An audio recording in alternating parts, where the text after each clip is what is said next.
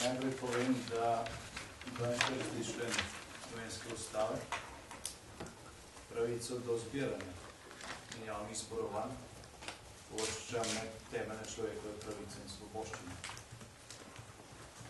14. člen ustave, prvi člen poglavja o človekovih pravicah, govori, da so v Sloveniji vsakomu zagotovljene enake človekove pravice in temeljne svoboščine in da smo pred zakonom vsi enaki. Obstajajo seveda konkretni primeri, ki dokazujejo, da pred zakonom nismo vsi enaki. Nekaj dni nazaj ste poročali o tem, da je domnevni atentator na sedanjega predsednika vlade po hitrem postopku na sodišču dobil 11 let zaporne kazni.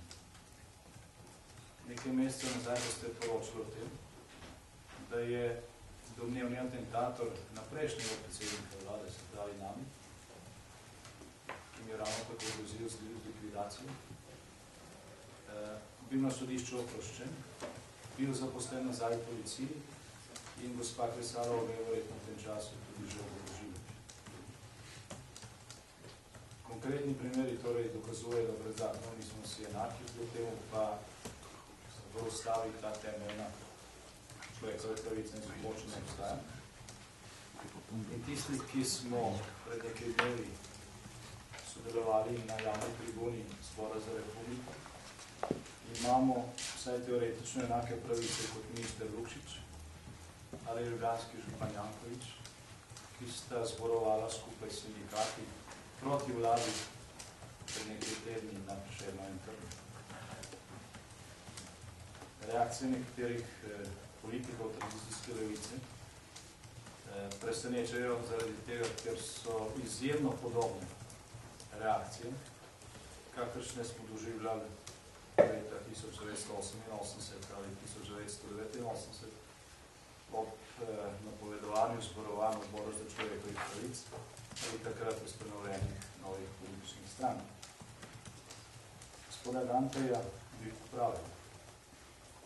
Vrstni red marksistične logike, kot je včeraj on navajal, ni tak. Pravi vrstni red se glasi postati šef UDBE, organizirati mednarodne teroristične akcije, drastično kršiti človekove pravice, počakati, da tvoji nekdanji sodelavci pridejo na pomembne politične funkcije v demokratični državi in prejeti visoko državno odlikovanje. Takšen je pravi vrstni red marksistične logike gospoda Dante. Minister za pravosodje, gospod Zalar, pravi, da je slovenska pomlad pred 20 leti demokratizacijo Slovenije dosegla z orožjem. To seveda ni res. Slovenska pomlad je demokratizacijo Slovenije dosegla na miren način. Prava sramota za ministra slovenske vlade, da tega ne ve. Še hujša izjava ministrice za notranje zadeve. Na svoji izjavi, čeprav je prisegla, da bo spoštovala ustavni red, državljanom Republike Slovenije odreka temeljno ustavno pravico oziroma jih zmerja, ker jo zahteva. In pri tem ministrica za notranje zadeve, gospa Kresarova, uporablja natančno isti besednjak, kot ga je leta 1988 uporabil takratni šef sekretariata za notranje zadeve in UDBE, gospod Ertl, ko je govoril o napovedanih zborovanjih Odbora za človekove pravice. Oba trdita, da eden je trdil, takrat ena trdi sedaj, da bi takšna zborovanja ogrozila stabilnost države. Tako on kot ona enačita svojo lastno oblast z državo.